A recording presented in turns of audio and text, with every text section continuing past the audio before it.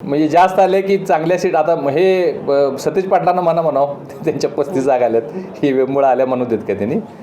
हे पराभव झाला की EVMवर खापर फोडायचं हे कायम विरोधी पक्षाचं. राहुल गांधी असू देत, उद्धवसाहेब असू देत, किंवा इथं सतीश पाटील असू देत, किंवा उभाटाचे सगळे नेते असू देत. काय मला सांगा, आता सोलापूरमध्ये माजी गृहमंत्री सुशीलकुमार शिंदेजी केंद्रात फार वजनदार मंत्री होते.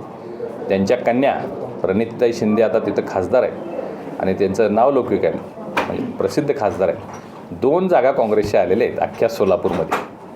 आता याला काय म्हणायचं. लोक त्यांना नाकारत आहेत, ते स्वीकारलं पाहिजे. यश अपयश येत असतं.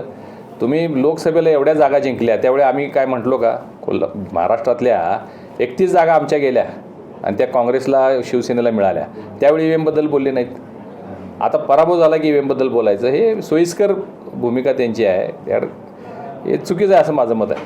ऐकलं, गोकुळची बासुंदी पुन्हा खावीशी वाटतेय. खरं सांगू, मलाही खावीशी वाटतेय. पुन्हा पुन्हा खावीशी वाटणारी गोकुळ बासुंदी.